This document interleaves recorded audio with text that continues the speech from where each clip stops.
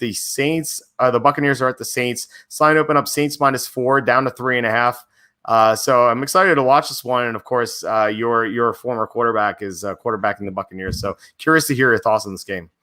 Yeah, I think this is going to be the best game to watch on the NFL slate. I think this could be one of the most competitive ones overall.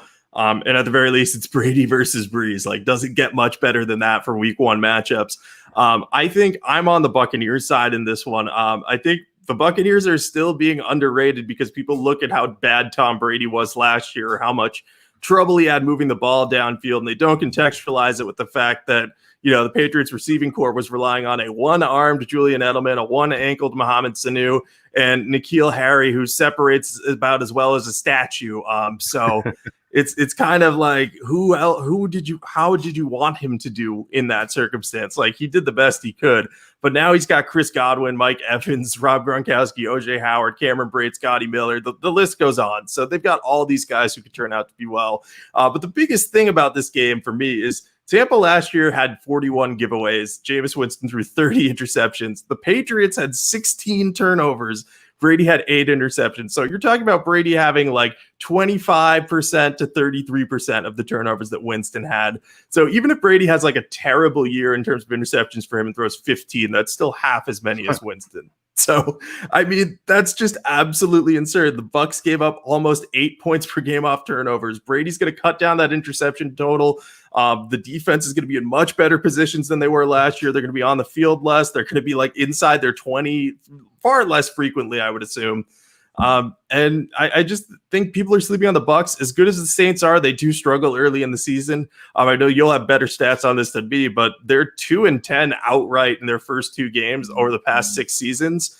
But they tend to heat up after a slow start. So I'm on the Bucs plus 3.5 for 4 units.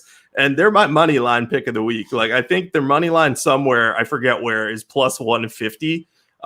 So I will probably be on that, maybe for half a unit, maybe for a unit. But I absolutely love them because I think this will probably be a field goal game, and we get it in pretty much both directions by betting the Bucs plus 3.5. So it's one of my favorite games of the week.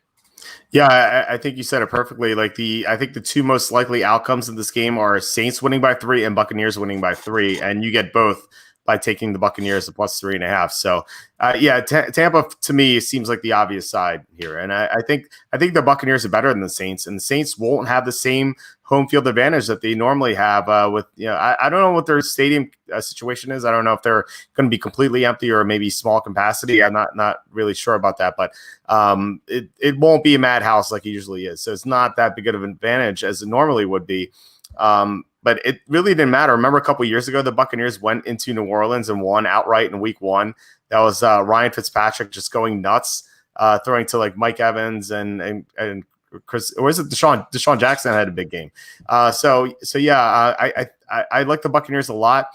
Tom Brady in his career is or since 2003 is 23-11 against the spread as an underdog. So I love getting Tom Brady with more than a field goal. Just seems like a great like winning proposition. And yeah, I have the stat that Sean Payton is 1-13 against the spread in the first 2 weeks of the season. I don't understand why he's so bad to start the year, but we see it every year. The Saints start poorly, either 0-2 or 1-1, and people are like, "What is wrong with the Saints? Like, is Drew Brees done?" Blah blah blah, and then the Saints win like 8 in a row after that. Like, it always happens. But for some reason, the Saints always start poorly, kind of like we saw 2 years ago in that aforementioned Buccaneers loss. So I think the Buccaneers win this game outright. So I'm obviously going to like the plus 3.5. So this is a 4-unit play for me. Yeah, it sounds like we agree on everything. It blows my mind that people don't think the Bucs are going to be good. Like, they were 7-9 last year when they turned the ball over 41 times. Like, I just, like, with all due respect, I don't understand the hate for the Buccaneers. Like, I've learned not to doubt Tom Brady. Maybe I'll finally be proven wrong, but 20 years so far, it hasn't proven me wrong. So we'll see if that trend changes. Yeah. So I've been trading stocks, and this kind of reminds me of how people are down on GameStop because they think it's the next blockbuster, which is not. This is kind of like this reminds me because people are saying, "Oh, the Buccaneers just have those receivers; they're just big names like Brady, Evans, Godwin. They have nothing else." Like they were great at the end of the year last year. Like they were outstanding. Like and remember what happened at the end of the year? They got Jason Pierre-Paul back from injury, and they got their corner Jamel Dean started playing very well. The rookie cornerback, like he had a bad first game, but then he started playing very well too. So like James Winston had good protection at the end of the year. It was just those 30 interceptions that killed them. I think you said earlier that they had like 8 points per game allowed on turnovers. Like, and that's not going to be the case with Brady. It's going to be like 2, right? And so they lost, I believe, out of their 9 games, I think 7 were by 6 or fewer points. So if you take that margin away, you turn those 6 losses into wins. That 7-9 is a 13-3, and I think the Buccaneers will go around that record this year. I think they're going to win the Super Bowl. So yeah, we definitely agree.